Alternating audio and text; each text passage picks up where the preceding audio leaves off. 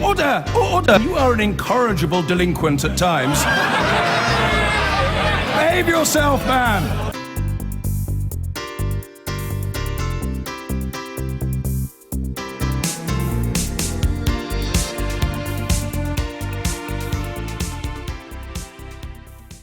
Britain will be leaving the EU single market. That was the clear-cut message from Theresa May as she set out her red lines for the Brexit negotiations that are now just weeks away. Her core demands are that Britain must be able to control the number of people who come here from the EU. British courts must have the final say in interpreting British laws. And Parliament will get the chance to vote on whatever deal is negotiated. The Prime Minister is aiming for what she called a global Britain that has the best possible trade deal with the EU while opening up to the rest of the world. And there was a warning too for her EU counterpart. She will walk away if EU negotiators try to punish Britain. Here's our political editor Laura Koonsberg on a day when Theresa May set out her vision for Britain's future. Good morning, what's the plan? On her way. Have you got a plan? On our way out. Not just of the European Union, but after months of anticipation. Are we going to get a detailed plan, Prime Minister? Theresa May gathered ministers and ambassadors too. To confirm, finally, we'll leave behind the way the country's made its living for decades. As a priority, we will pursue a bold and ambitious free trade agreement with the European Union. This agreement should allow for the freest possible trade in goods and services between Britain and the EU's member states. It should give British companies the maximum freedom to trade with and operate within European markets, and let European businesses do the same in Britain. But I want to be clear. What I am proposing cannot mean membership of the single market. Privately, ministers had talked of preserving some parts of the special club, the market of hundreds of millions where our businesses can buy and sell with no barriers. Remainers had pushed her, but she believes it can't be done because the rules of the single market come with unlimited EU immigration. The message from the public before and during the referendum campaign was clear. Brexit must mean control of the number of people who come to Britain from Europe, and that is what we will deliver. Our customs arrangements, how we trade over borders, will change too, but no final decision on how. Her clear hope, though, is that the UK will not pay billions to the EU each year. There may be some specific European programmes in which we might want to participate. If so, and this will be for us to decide, it's reasonable that we should make an appropriate contribution. But the principle is clear. The days of Britain making vast contributions to the European Union every year will end. 27 other countries will decide if her plans are an ambitious wish list or a fantasy. Yet most dramatically, if after 2 years of talks, negotiations stall, she and her team are willing to walk away. Britain wants to remain a good friend and neighbour to Europe. Yet I know there are some voices calling for a punitive deal that punishes Britain and discourages other countries from taking the same path. Britain would not, indeed we could not, accept such an approach. And while I am confident that this scenario need never arise, while I am sure a positive agreement can be reached, I am equally clear that no deal for Britain is better than a bad deal for Britain. Thank you. But remember, the Prime Minister never wanted to leave. During the referendum campaign, you said plainly you believed if we left the EU and the single market, the country, its families, its citizens would be worse off. Now, either you have changed your mind, or, as Prime Minister, you have made a decision that you believe will leave the country and its citizens poorer. Which is it? All the economic indicators have been more positive than people had predicted.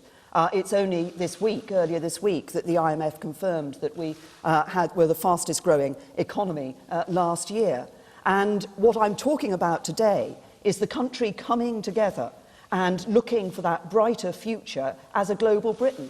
Did the Brexit backers in the cabinet get the upper hand? was an excellent speech. It was optimistic, it was confident, and it set out our responsibilities in a global context. So this wasn't an inward-looking, purely European speech. It's negotiable. This is something that I think will be good for the UK and good for the rest of the EU as well. But why should they give us a free lunch or allow us to have our cake and eat it, as you've always said? As the Prime Minister has just said, I think it's going to be good for both sides. Do you think what she set out is achievable? We shall have to see. And improve the quality of people's lives across the whole country. Not exactly nodding along either, the other parties across the UK. The political consequences of Theresa May's choices are unclear. I think we have to have a deal that ensures we have access to the market, we have British jobs dependent on that market. That's what we'll be pushing for. Whether it's specifically this form of single market, I don't know. She seems to be wanting to have a cake and eat it. The choice is emerging here. Do we want to be taken down a path that we didn't vote for and is against all of our interests, or do we want to take control of our own future? And that is a choice that I think Scotland has the right to make. Wave the white flag across the cliffs of Dover, as Theresa May has just done, and give up on what's best for Britain is an insult to business, it is damaging to Britain's future, and it is also a theft of democracy. In Brussels, the message will have been received loud and at last clear. But welcomed? Very big day for Brexit, sir. No, nothing? Parliament was told today they will get a vote on the final deal. But it's plain the Prime Minister believes the country has delivered a clear verdict. And she has made her mind up, drawn her big conclusions. Her dilemmas now are persuading a continent what she wants is possible, and those who voted to stay in the EU that it's even desirable. But this is really only the start of a long process. Much will change. Concern and criticism won't fade away. The scale of what we decided, how it will change our country and all our lives, is still fully to emerge. Laura Kunsberg, BBC News, Westminster. For decades now, Britain has traded within the EU single market. As we've been hearing, those days are numbered. So what is the European single market and what could Britain get in its place? Here's our diplomatic correspondent, James Landale. James. George, the single market is the beating heart of the European Union, the trading arrangement that binds the economic club together. Every EU country is a full member of the club. Norway, Iceland, Liechtenstein, Switzerland are partial members. And they all believe that if they get rid of barriers to trade and allow goods, services, money and workers to move freely across their borders, then their economies will grow. And to make this happen, they agree common trading rules. So a widget made in Greece is the same as a widget made in Spain. And they set up a European Court of Justice to make sure everybody follows the rules. Supporters say the single market helps British companies flourish, like this end firm in Bristol, by making it easier for them to export their goods and employ people from across the EU. I think there's an obvious risk outside of the single market. We increasingly trade with Europe. I think any change in the customs regime is probably going to make us uncompetitive. But opponents say the single market imposes unnecessary red tape on British firms like this nappy manufacturer in Northampton. It gives too much power to EU judges and allows in too many migrant workers. And the owner of this firm says the opportunities outside are greater. I think primarily we can't remain part of the single market because we want to go out and do our trade deals with countries outside the EU, and that's very exciting for companies such as ours. So to help make that happen, Theresa May wants Britain to have instead the greatest possible access to the single market, particularly for British cars, lorries and financial services, and to get that by negotiating a new free trade deal with the EU, if she can and if they're willing. And what about the so-called customs union, the deal under which EU countries impose the same tariffs on goods and services imported from outside of the EU? Theresa May said she didn't want Britain to be bound by this common external tariff anymore. Instead, she wanted Britain to be able to set its own tariffs and negotiate its own trade deals with the rest of the world. But she said she would accept some kind of new customs arrangement with the EU, but didn't spell out what that might mean. So this is what the Prime Minister wants. Now all she has to do is to get the rest of the EU to agree, and that's far from certain. Well, it didn't take long for EU leaders to react. The President of the EU Council called the speech realistic, but the European Parliament's negotiator called Theresa May's goals an illusion. The pound strengthened after the Prime Minister's speech. More on that from our business editor Simon Jack, who is at the World Economic Forum in Switzerland. But first, let's talk to our Europe correspondent Damien Grammaticus, who's in Strasbourg. Damien, I suppose people still digesting the speech, but any themes emerging? Yes, they are. First of all, George, there's some welcome here that there's a little bit more clarity. But as you were saying, the European Parliament's chief negotiator said that in his view, Theresa May was selling an illusion, he said, because this idea that you could leave the single market, leave the customs union, and then still enjoy privileged access, he said that that was an illusion. Also, another senior MEP said to me that Theresa May was overselling the benefits of what could be achieved with trade deals with distant countries and underestimating the difficulties that there will be for British companies, British businesses doing trade with the EU. He said they may find it very difficult in the future if there are things like customs checks, like tariffs coming in. Also, the idea that the UK could walk away was dismissed as saying that the UK would suffer worse. But I understand the chief negotiator for the EU has told MEPs in a private meeting today he is not seeking to punish the UK in negotiations. George. All right, Simon, let's come to you in Davos. I guess you couldn't be in a better place to gauge business sentiment. What's the reaction so far? Well, businesses have been calling out for some clarity, and we got some today. No ifs, no buts, no single market. Pretty clear. But most leaders I've spoken to here had come to this conclusion themselves. They thought that continued membership of the single market was just incompatible with the political imperative of bringing immigration down. What really got ears twitching here was the tone of Theresa May's speech today. She didn't pull any punches. She said that she was going to fight for a good deal. She was prepared to retaliate if necessary, and she thought that no deal was better. No deal was better than a bad deal. Now, what that means, if she does walk away, is she walks into these general international trading standards, which mean that tariffs could come in. Now, businesses here are very worried about that. They hope that this is negotiating posture. It is a nuclear option that they don't want to actually press the button on. Did we get some clarity? Yes, some. Does everyone think it's a good idea? Not everyone. Well, are we going to get a better idea of where we finally end up? I'm afraid not. Simon in Davos, Damien in Strasbourg. Thank you both. So, is Theresa May's vision of Britain's future what voters had in mind when they went to the polls in the EU referendum? Our Midlands correspondent, Seema Kotecha, has been talking to people in Birmingham, which voted narrowly to leave the EU. It's the 50-50 city, where half the population voted to leave the EU and the other half voted to remain. Today in her speech, the Prime Minister said people who had voted for Brexit had done so with their eyes open. Out of course, absolutely. The country seemed like it's slipping. We lost everything, didn't we? Everything to the European, everything was going up and it just seemed to be just slipping away. She spelt out her vision for Britain after it leaves the EU, but not everybody's clear about what she means. Unless it's laid out in layman terms, we don't understand that. Jargon, might speak Chinese to us. You got 16 sausage rolls there for a pay. At the market, locals were digesting the headline announcement. So she's just said that the UK will be leaving the single market. What do you think about that? I don't think the UK should leave. I think things are all right the way as it is. Because personally, they're rocking the boat quite a lot. Diversity is a good thing, because you bring all kinds of different ways of life, you know. And the jobs that some of the people in England don't want to do, other people are happy to come and do it to keep the country going.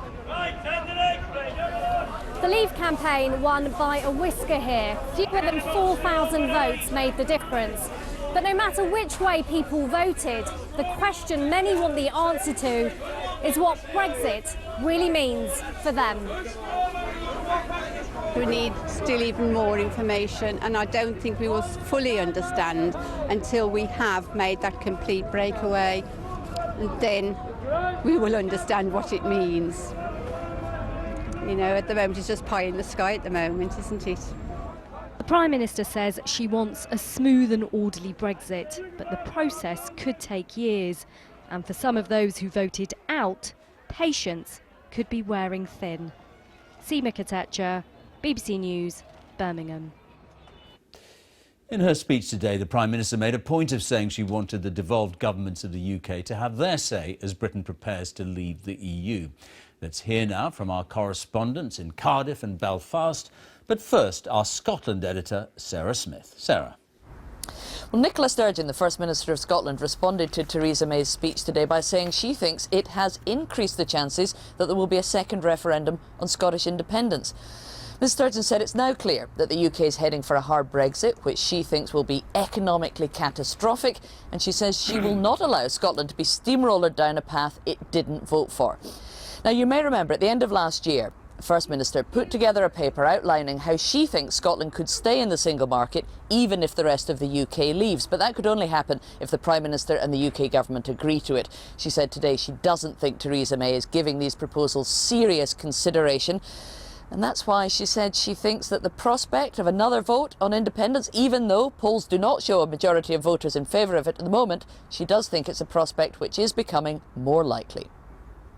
Ireland is that part of the UK most exposed to the fallout from Brexit because it shares a land border with the Irish Republic. Theresa May was quick today to say there would be no return to the borders of the past. She said the common travel area would be retained, but there were few details as to how this would happen. And here's the question. If the UK wants to control immigration from the EU, how can it do that with an open border with the Irish Republic? And here's another question. Say the UK steps outside the customs union.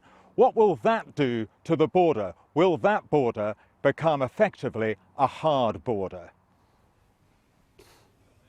Well, Wales voted to leave the EU. Despite that, I think inevitable concerns today economically about what the impact could be, particularly in areas like manufacturing and farming, still very strong in Wales, still dependent to a large extent on exports to the EU.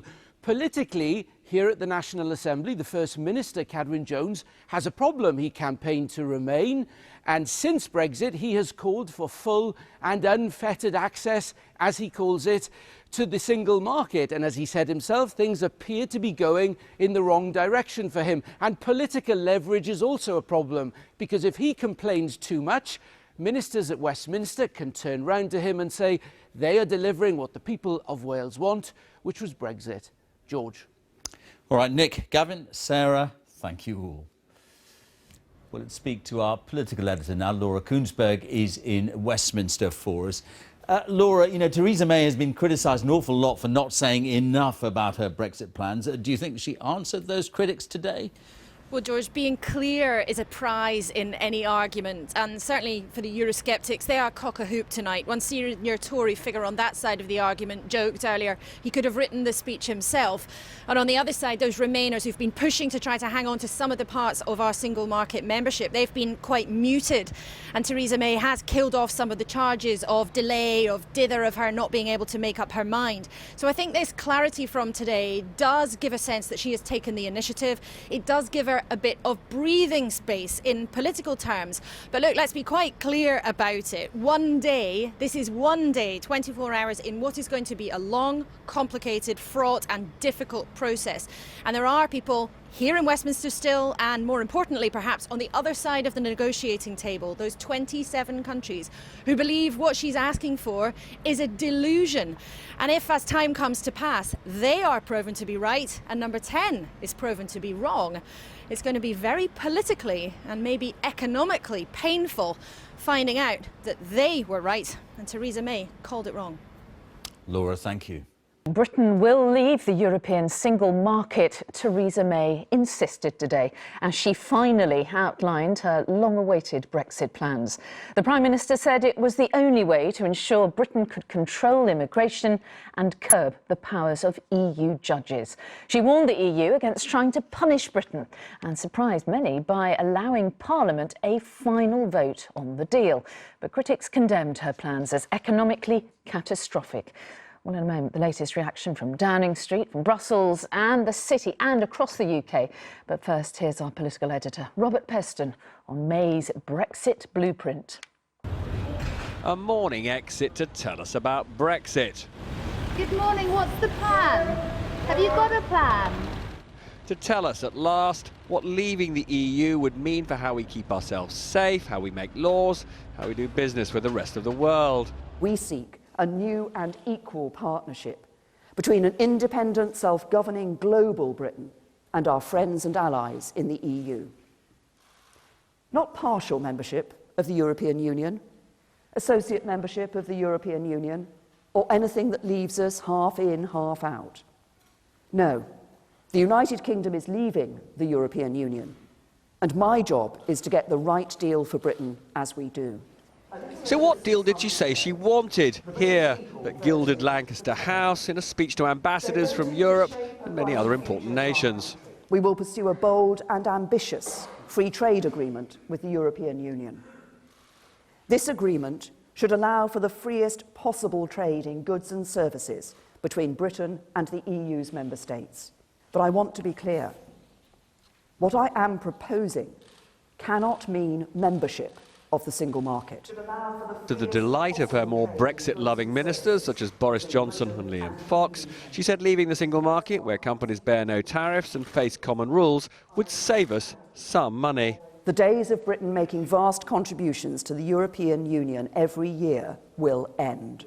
As for the customs union, which protects our businesses from costly checks on goods as they cross borders, if possible, she would like to be a half member of that. But what if Europe doesn't give us the new trade deal she wants? That would be an act of calamitous self-harm for the countries of Europe, and it would not be the act of a friend. No deal for Britain is better than a bad deal for Britain, because we would still be able to trade with Europe. We would still be free to strike trade deals across the world, and we would have the freedom to set the competitive tax rates and embrace the policies that would attract the world's best companies and biggest investors to Britain. And if we were excluded from accessing the single market, we would be free to change the basis of Britain's economic model. And if she does pull off a deal, she won't be the only judge of whether it's up to scratch.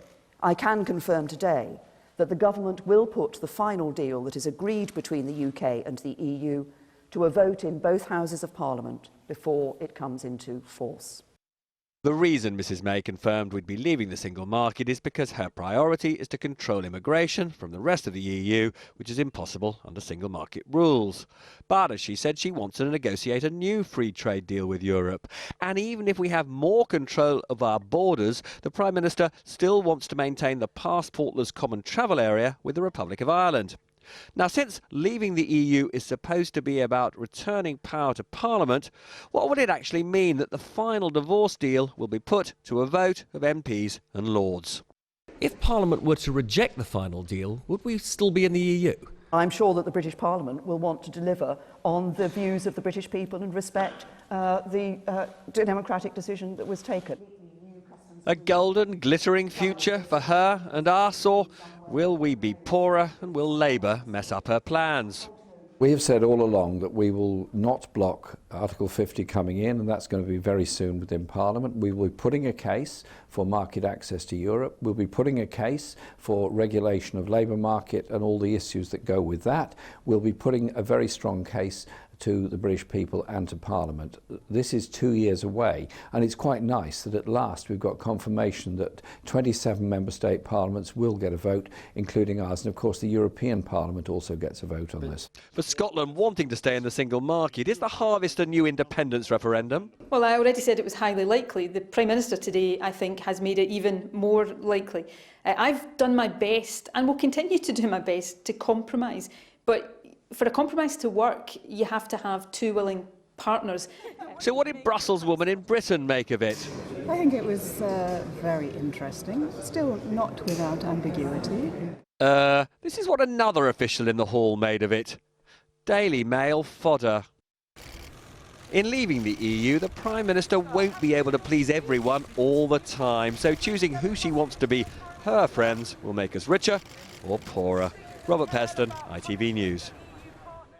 Well, there has already been some reaction to the Prime Minister's speech in Europe. Germany's Chamber of Commerce said it will lead to firms scaling back investment in the UK. Well, our political correspondent Paul Brand is in Brussels for us tonight. So Paul, what have EU leaders been saying? Well, in general, Mary, they've enjoyed the clarity of Theresa May's speech, if not always the reality of it. She's been having calls this evening with the President of the European Commission, Jean-Claude Juncker, and the President of the European Council, Donald Tusk. I'm expecting details of those calls any moment now. She's also going to speak to the French President and the German Chancellor this evening. But Donald Tusk, for his part, tweeted this afternoon to say this was a sad process, that these were surreal times, but at least the Prime Minister was now being realistic. Of course, the EU has always argued that she cannot pick and choose which bits of the EU membership we will retain when we leave. In fact, some in the EU are still accusing her of doing that this evening. For example, the European Parliament's chief Brexit negotiator, Guy Verhofstadt, saying she's under the illusion she can opt back in to bits and pieces. Well, Brandon, Brussels, thank you. Well, the value of the pound soared after Mrs May's speech today, contrary to some predictions that it would fall still further. Well, let's go to our business editor, Joel Hills, who is in central London. So a positive reaction then, Joel, from the markets so far?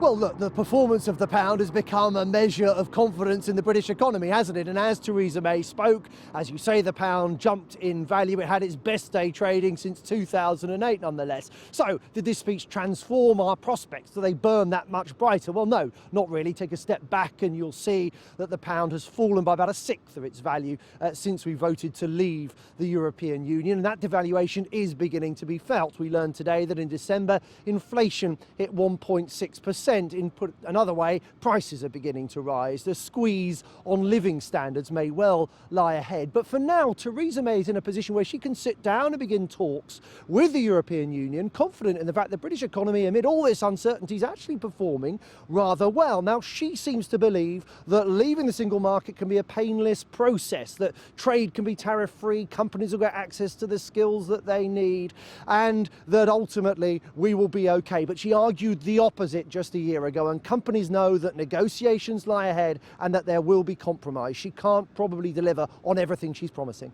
OK, Joel, thank you.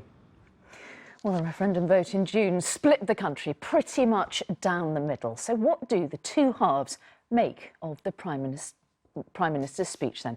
Well, for our series Brexit Britain, we heard the view from Cambridge, where 74% voted to remain, and also from Mansfield, where 71% voted leave. And it's from there that Ben Chapman has the first of our reports. It may have taken 7 months for Theresa May to work out what Brexit really means, but on Mansfield Market they say leaving the single market is what they wanted in the first place. Why can't we trade with the rest of the world? Why do we have to join a club?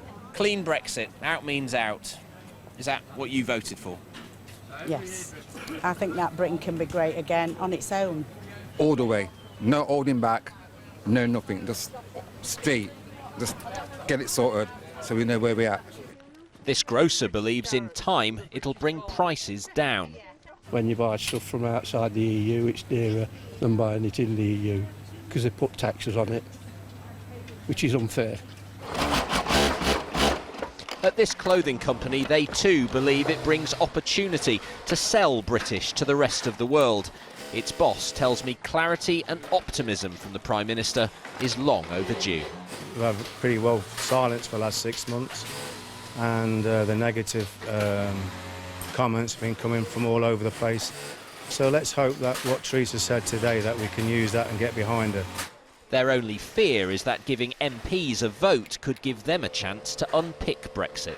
If the MPs do what the constituents want, that's fine. But if the MPs do what the MPs want, another story. But now people here know what Brexit will mean, they're looking forward to making a success of it. Ben Chapman, ITV News, Mansfield. In the past, we've tried to go to partners. Voters in Cambridge overwhelmingly want to stay in the EU. In fact, 74% of them voted to remain. The city's high-tech companies are world-renowned. Encocam makes crash test trolleys. 80% of its goods are exported. Its managing director fears leaving the customs union could mean new crippling tariffs. 3.5%, 4% extra that we either have to charge our customers or absorb, that will affect either the size of our market access or it will affect our profits. In the splendour of Trinity College, students idly watched Mrs May this morning. Not one was happy with her plans.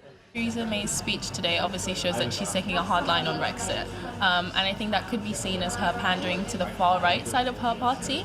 And making Britain stronger and using all of this powerful political speech. But at the end of the day, I worry about, the real economic effects of everything. And one research scientist at the university is concerned her industry could suffer a major skills shortage. If the government is really serious about this being the best place to do research and for innovation, they are going to have to allow very free movement of those bright minds that we need to fuel that process. Theresa May hopes now to unite the country over Brexit, but few here are convinced that can happen yet. Emily Morgan, ITV News in Cambridge.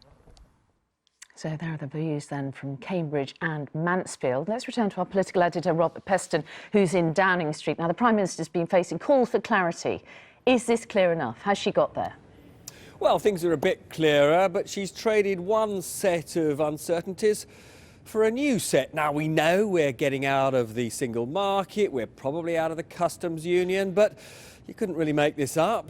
Theresa May says as we withdraw from one free trading arrangement with the European Union, she wants another free trading arrangement with the European Union, only a free trading arrangement that doesn't bring us all those things we don't like uncontrolled immigration from the rest of the EU or the jurisdiction of the European Court of Justice.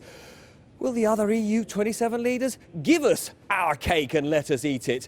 Well, possibly not right now, given how aggressive she's been with them. I've been speaking to the EU ambassadors and they were quite shocked by how she warned them that she would go to commercial war with them if they don't give her what she wants. And there's another uncertainty, which is she's now promised MPs and Lords a vote on the final deal. Goodness only knows what would happen if they voted it down. OK, Robert Peston in Downing Street, thank you.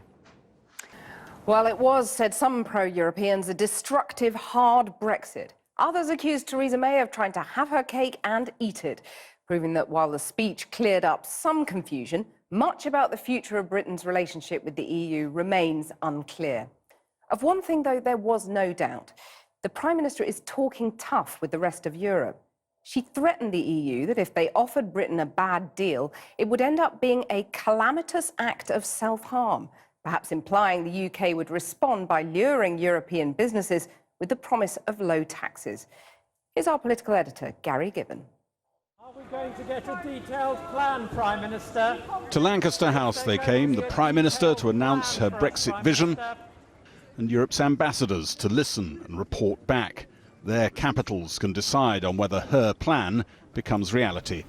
The Prime Minister warned them they'd harm themselves if they tried to harm Britain, and she gave them a bit more clarity on what she wanted and what she wasn't pursuing in negotiations. So we do not seek membership of the single market. Instead, we seek the greatest possible access to it through a new, comprehensive, bold and ambitious free trade agreement. And because we will no longer be members of the single market, we will not be required to contribute huge sums to the EU budget. Theresa May said she hoped as part of that free trade agreement, the EU would let some sectors, like car manufacturing, carry on enjoying smooth access to the EU market. With her international trade secretary itching to negotiate new trade deals around the world, she acknowledged Britain would have to leave the EU customs union and its unified trade policy. But she hoped the UK could continue to enjoy some of the perks of membership. Whether that means we must reach a completely new customs agreement, become an associate member of the customs union in some way, or remain a signatory to some elements of it, I hold no preconceived position. I have an open mind on how we do it. It is not the means that matter, but the ends. Britain's new representative to the EU was watching. His predecessor resigned, believing that Theresa May's 2-year timetable to negotiate a completely new relationship with Europe was unachievable. Today, Theresa May recommitted to exactly that. There might be a period of adjustment, but not a moment beyond March 2019 under EU laws. I do not mean that we will seek some form of unlimited transitional status in which we find ourselves stuck forever in some kind of permanent political purgatory. I want us to have reached an agreement about our future partnership by the time the two-year Article 50 process has concluded. And then came the sting in the tail, a warning to the EU not to mess with her. Yet I know there are some voices calling for a punitive deal that punishes Britain and discourages other countries from taking the same path. That would be an act of calamitous self-harm for the countries of Europe, and it would not be the act of a friend.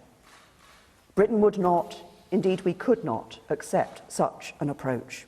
No deal for Britain is better than a bad deal for Britain.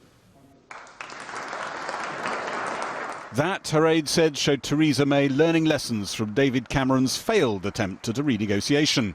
You get nothing, they said, unless the other side is convinced you're ready to walk. Just in terms of that customs union thing we were talking about, do you think there really is an appetite for breaking it down into component parts and doing a deal that suits Britain down to the ground? Well, as the Prime Minister herself said, there has to be compromise. This is a negotiation. Both sides will be looking to maximise their own interests. But there'll be some resistance, won't there? There will certainly, I think, be resistance. Yes. Just for Britain, special terms, associate membership, call it what you may, sounds a bit like the very sort of pick and mix that Europe doesn't normally like people having. Do you think there will be support for that? Special relationships are difficult, as we have seen with Switzerland and other countries. There's always, it takes time. There's always quite a complicated process getting there. We've been told the appetite for those sort of special relationships has decreased amongst the other countries. It's true indeed. Scotland's First Minister had said single market membership for Scotland, if not the whole of the UK, was her bottom line. I am making very clear that I will not allow Scotland's interest to be steamrollered over. So there'll be another independence referendum? If there is an independence referendum is the only way to protect Scotland's interests, I've been very clear that that will happen. I've been clear on that since the 24th of June. But I'll continue to take decisions not for the benefit of the media, but in an orderly way that are for the benefit of the country. The Prime Minister 28 years ago, Margaret Thatcher was in Lancaster House to get British business prepared for the joyous new single market, a level playing field for goods and services that would boost everyone's trade across Europe. It's a market that's bigger than Japan, bigger than the United States. It's on your doorstep. Today, Theresa May said the referendum showed British voters judged the price of single market membership, free movement and EU laws too high. It'll be years before we know the price or benefits of leaving. Well, Gary is in Westminster now. Gary, so many different interpretations of this speech. What's your interpretation? Well, I was talking to some of the EU ambassadors there and talking to some EU officials as well over in Brussels. And they have a sense that what Theresa May is asking for, they appreciate the clarity, the extra clarity that they got today, not particularly the menace, but they think what she's asking for is cherry picking. Not maybe major cherry picking, but cherry picking nonetheless, not maybe on the scale that was once envisaged. Theresa May's aides say, no, if you're going for a free trade agreement, that's not cherry picking, that's something else altogether. The other thing that you hear a lot of is that on the continent, they just don't get that timetable that she's working to. She was hearing this, as I understand it, from the man who's now gone as her man in Brussels. 2 years to not only negotiate your way out of Europe, but to negotiate a new relationship and to get that ratified across Europe. That just is too tight, they all say. One official said to me, not possible. Another one said it doesn't make sense. Very unlikely this is possible at all. Amongst MPs here, amongst the Brexiteers, they're pretty euphoric for the most part. They love the idea of Theresa May saying she'd walk away from a deal. The idea of walking away from a deal holds no fear for them whatsoever. The UKIP leader has said it sounds 70% like a UKIP speech. Labour, bit confused tonight. Keir Starmer, the Brexit spokesman, came to the Commons and said Theresa May has avoided hard Brexit. An awful lot of Labour MPs, not to mention Lib Dems and a Green, said they can't really understand how he comes to that conclusion. Maybe Keir Starmer was overexcited because Theresa May seems to have conceded to him there will be a vote in Parliament on a final deal. But what's the alternative on the piece of paper if you're voting against the deal? No clarity on that. All very murky. Gary, thank you very much. Well, earlier I spoke to the Work and Pension Secretary, Damien Green, and I asked him if the trade deal wanted by the Prime Minister was a case of having her cake and eating it. Trade is not a zero-sum game. Actually, both sides benefit from it. So it's in our interest, clearly, to have as free trade as possible, as frictionless trade as possible with the EU, but it's also in the interest of other EU countries as well. That's why we're optimistic that we can get a good deal. In the past, you've said that quitting the single market would, quote, cost us jobs and push up prices. You also said plenty of experts agree that being outside the single market would be the main reason why leaving the EU would cause huge economic damage. Have you changed your mind? Well, I argued the case as hard as I could, and others did as well. And you still believe that? And we lost the argument. So but you still believe that? You do in your heart of hearts, do you still believe that? It's irrelevant because we lost the argument and we're leaving the EU. What matters now is to do the best deal for Britain. It's particularly obviously true as a responsibility as a member of the government to make sure that we get the best deal possible, that we don't lose jobs, that we don't lose prosperity. That was the path the Prime Minister set out today. And we've seen that since the referendum in June, actually, the British economy has continued to do well. We've kept unemployment low.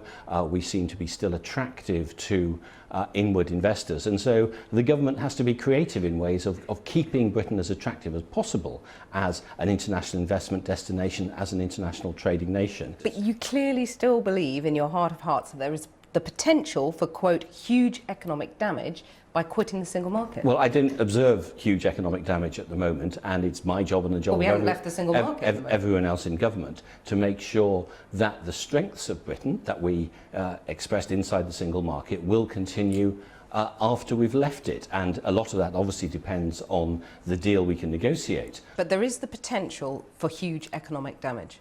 Well, that's what we're trying to avoid, and so far we've not seen that. So because it seems we haven't to me, left the single market, we haven't but left also the EU. it's not just that. I think it's fair to point out that even though people know we're now leaving the EU, big international companies like Google and many others in different sectors, both manufacturing and service companies, are saying, no, we want to base ourselves in Britain, and more people are doing that. So it shows that the suite of attractions that Britain has are with our laws, with our deregulated economy, with our infrastructure, with our skills, we can make ourselves attractive. You, in the past, have said that any British government could expect to spend at least 10 years trying to renegotiate ourselves back into a position in which we would have any kind of reasonable access to our largest export market. Well, we've got the 2-year period after Article 50 is invoked by the end of March. And then another 8 years. Well, one of the important points the Prime Minister made today was that we might need, in some areas, an implementation phase. The phased renegotiation. Yes, and that will be probably different amounts of time for different parts of the change. But could that be 8 years? No, could it? I think, obviously, everyone wants this to be as quick as possible, particularly business. They don't want certainty. The thing that business really wanted to know was that there wasn't going to be a cliff edge, that suddenly, at the end of 2 years or whenever, everything had to change overnight, because that's difficult for government and it's difficult for business. So one of the points the Prime Minister was making today was that we'd have this implementation phase to avoid that cliff edge. But that implementation phase could go on for many years. I doubt that, and obviously it's in everyone's interest for that not to happen. Damien Green, thank you very much. Thank you. Well, I'm joined now by the Shadow Foreign Secretary, Labour's Emily Thornberry. So, is it a hard Brexit or not? Labour seems rather confused. Perhaps you can enlighten us. I wish we could. I wish we could. I think that there are still, so many questions arising out of this speech. If, for example, she says that she wants us to not be in half in Europe and half out of Europe, she wants us to be out of Europe, and yet she talks about being in a customs union, and then she says, well, she doesn't mean customs union as anybody else understands customs union. She's going to do her own customs union. She's going to have her own deal. She says that we're going to be a great trading nation, and yet she seems to want to walk away from the biggest bloc with whom we give trade. And so it goes on. There are so many questions. One thing that is clear is that she says, unless I get what I want, I threaten you with this. And you don't threaten someone with something you're not prepared to do. And what they're threatening the European Union with is pretty bad, but actually it's even worse for Britain what it is that she's threatening. OK, but the other thing we know for certain is that the UK is pulling out of the single market. Now, Jeremy Corbyn in November said that quitting the single market was his bottom line and that he'd trigger a general election if that happened. We have to have a deal which looks after our economy first and foremost. And what she's saying is, she's kind of touching all the right buttons in terms of today. She's saying, you know, I want to have full access to the single market. I want it to be unfettered. I want it to be tariff-free. But she's quitting the single market, which was Jeremy Corbyn's bottom line. Well, but so he'll trigger a general election. No, but effectively, she's saying by what she said in her speech. I'm sorry, but I appreciate this is confused, but it's her speech I'm trying to react to. She says that she's leaving the single market, and yet she's keeping all the good things she claims from the single market. And she says, and let me make this point, Cathy, that unless she gets that, she threatens Britain with a deregulated race to the bottom, where she's going to try and attract lots and lots of other companies by asking them to pay hardly any tax at all, which will completely change Britain for the worse. And OK, I accept your point about the ambiguity of the speech, but you're also ambiguous in your position. I mean, Jeremy Corbyn was quite clear that quitting the single market was a bottom line. Will you at the least vote against this deal to quit the single market in Parliament? What we're going to try and do is we're going to try and push this government into making sure that we have to leave the European Union. That's what the British people have asked us to do. But we have to get the best possible deal, which means looking after the economy first. And we think that having proper access to the single market is absolutely got to be a bottom line. There must be. But you're pedalling back from voting against quitting the single market. No. We have not said that we're going to frustrate leaving the European Union. We will be voting for triggering Article 50. But you don't know whether you're going to vote for quitting the single market. But the things that concern us from today is she still doesn't answer our questions, but she has said, unless I get everything that I want, I am going to turn Britain into an entirely different type of country. I mean, Hammond said it, and then she said it today. I don't think we should gloss over this. And what it means is that corporations will be paying hardly any tax, will be like some sort of Cayman Islands or some form of Singapore. And, hard on the heels of not paying any tax will mean, if we were to go down to the same level of corporation tax as other countries, we would be losing £100 billion. That would be taken out of public services, and then we would have to deregulate the labour market, and so it would go on. This is a race to the bottom. We've been talking about everything that hasn't been clear about the speech, but the other thing that was crystal clear was that controlling immigration is more important to this government than membership of the single market. Your position on immigration is still somewhat confused, isn't it? So I just want to see if I can get clarity on that. Well, let me EU migration too high? So the first... Is EU migration too high to the UK? So the first thing... No, I just want clarity on that point. The first thing the government has said is, actually, immigration is more important than anything else at all. So we do not have that position. We think that the economy is more important. But I'm trying to get clarity on your position by answering the question, is EU migration to the UK too high? I think that we have said that we're not going to die in a ditch for the sake of freedom of movement. There are many things that could be improved in relation to migration from the EU. But I'm not asking about dying in a ditch. I'm asking, is EU migration too high, yes or no? We're saying that it's open to negotiation, but that first and foremost has to be the economy. And frankly, the answers that she was giving today, or trying to give today, actually opens up a whole lot more questions. But the one thing she said for sure... Tonight, but Emily Thornbury, I'm really sorry, we have to leave it there, but thank you very much for joining us. Not at all, Cathy. Well, Theresa May's Brexit speech saw a surge in the pound as the markets, which had been preparing for a hard Brexit, responded to the removal of uncertainties and the promise of a parliamentary vote. But is British business so easily satisfied? Our business editor, Siobhan Kennedy, is at a motor manufacturer in Dudley in the West Midlands. Siobhan. Well, Cathy, businesses have been asking for months for certainty, and today they got it. We're pulling out of the single market and most likely the customs union too. They know, if you like, that we're headed for the door. They got that certainty. It's just that they have no clue what's on the other side of that door. And I think it's that businesses still find very daunting, despite those reassuring words from Theresa May today. Ironically, though, it's that clarity that investors embrace, that clarity of leaving the single market. I say ironically because for months it's been fears of Britain leaving the single market that have helped push sterling down lower. Yet today we found out that's exactly what's going to happen, and investors embraced it. They embraced it, they welcomed that clarity, and they pushed, as you say, the pound to the highest level since October 2008. But Cathy, let's see how long that relief rally lasts, because there are still so many details, particularly for businesses like these, that are yet to be sorted. Government would love to see more businesses like these. Westfield hand-builds British sports cars from the heart of the West Midlands and sends them all over the world. But has Theresa May just made their life a whole lot harder? More than 60% of the cars made inside this factory last year were exported to the European Union, while the majority of the key components inside these cars were imported from the EU. In fact, it would be hard to imagine a British industry more interwoven with Europe than this one, which is why the idea of pulling out of the single market is pretty scary. We bought this factory 10 years ago, and we now... Julian Turner says being in the single market is vital to his family-run business. It's very important to be in a single market to allow us to trade very easily. That's buying goods from abroad, but also selling them, and Europe is one of our biggest markets. What's your reaction today to the Prime Minister saying we are, in fact, going to have to pull out of the single market? So I'm quite concerned about some of the things that have been raised today, because it just means for some people, especially us, there's a lot more uncertainty. What's going to happen with the single market, in terms of the negotiations for both our suppliers and also our customers. And with our customers, majority of our customers being in Europe, it's going to have a very big impact. So it's like waiting to see what's going to happen. It's a very big risk to the company. But the impact of leaving the EU dawned months ago, and now he's trying to import fewer parts from Europe and export more internationally. In the meantime, we can still continue to sell into Europe. However, we've got a very aggressive strategy to start selling abroad. Places like Korea, America, the quick trade deal that they're interested in. So we are trying to mitigate that risk by looking further afield outside of Europe.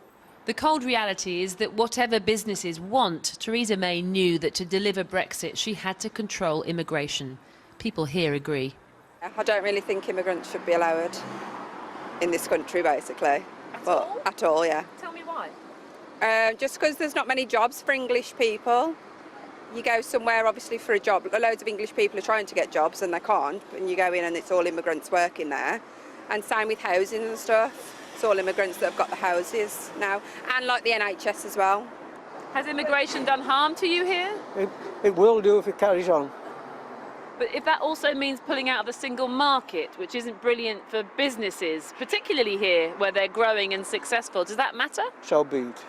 Well, it's unfortunate, obviously, from an economic point of view, because I think the single market is obviously very good for the economy. So in terms of immigration, on a personal basis, I didn't really have a major problem with it anyway.